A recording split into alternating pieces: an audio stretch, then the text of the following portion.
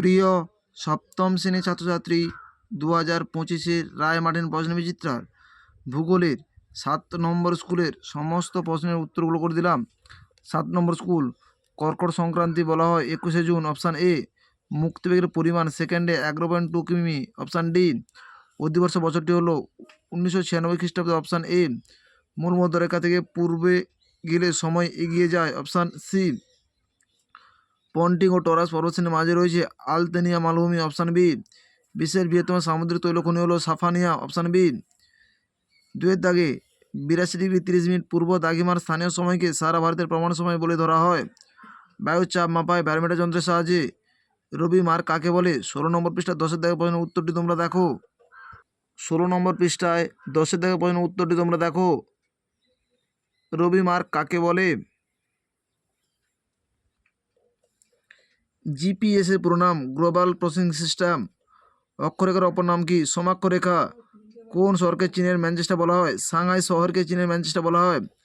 3 দাগে চন্দ্রমাস কি? 25 নম্বর পৃষ্ঠা 16 দাগের প্রশ্নের উত্তরটি তোমরা দেখো। 25 নম্বর পৃষ্ঠা 16 দাগের প্রশ্নের উত্তরটি হলো চন্দ্রমাস কাকে বলে? নিশীথ সূর্যের দেশ কাকে বলে? 16 নম্বর পৃষ্ঠা 13 দাগের প্রশ্নের উত্তরটি তোমরা দেখো। নিশীথ সূর্যের দেশ কাকে বলে? 16 নম্বর পৃষ্ঠা 13 দাগের প্রশ্নের উত্তরটি তোমরা দেখো।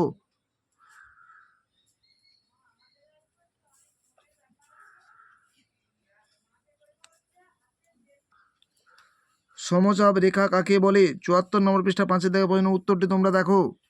74 নম্বর পৃষ্ঠা 5 দাগে সমচাপ রেখা কাকে বলে, এর বৈশিষ্ট্য, এই বৈশিষ্ট্যগুলো তোমাদের উল্লেখ করতে হবে।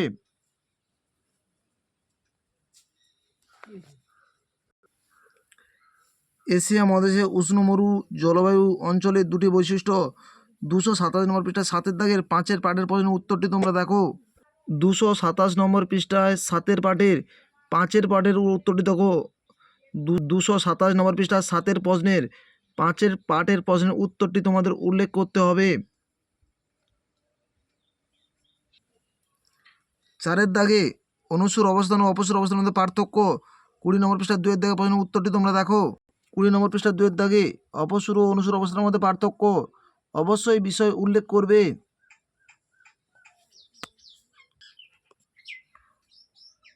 দ্রাঘিমারেখা ও অক্ষরেখার মধ্যে 3টি পার্থক্য। 47 নম্বর পৃষ্ঠা 1 দাগের প্রশ্নের উত্তরটি তোমরা দেখো। 47 নম্বর পৃষ্ঠা 1 দাগের প্রশ্নের উত্তরটি তোমরা দেখো। বিষয়বস্তু উল্লেখ করে পার্থক্যটি উল্লেখ করবে।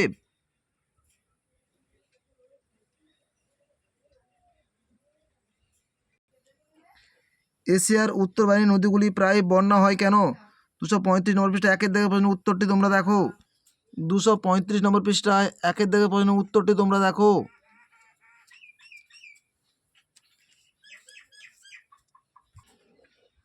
এশিয়া মহাদেশের উত্তরে বিশাল সমভূমির বর্ণনা দাও। 230 নম্বর পৃষ্ঠায় 9 দাগের প্রশ্নের উত্তরটি তোমরা দেখো।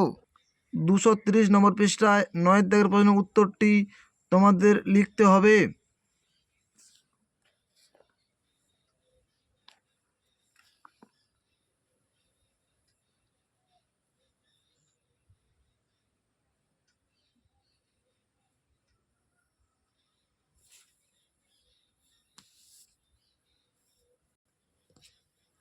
বায়ুচাপের পার্থক্যের 3টি কারণ লেখো। 71 নম্বর পৃষ্ঠা 2 দাগের প্রশ্নের উত্তরটি তোমরা দেখো।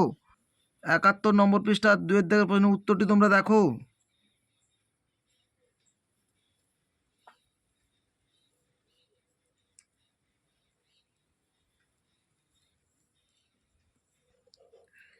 ইয়াংসি অববাহিকার অর্থনৈতিক সমৃদ্ধির 3টি কারণ। 250 নম্বর পৃষ্ঠা 2 দাগের প্রশ্নের উত্তরটি তোমরা দেখো। 250 নম্বর পৃষ্ঠা 2 দাগের প্রশ্নের উত্তরটি তোমরা দেখো।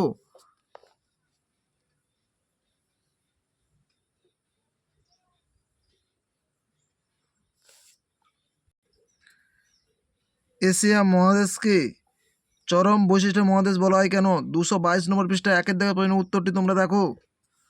222 নম্বর পৃষ্ঠায় 1 দাগের প্রশ্নের উত্তরটি তোমরা দেখো।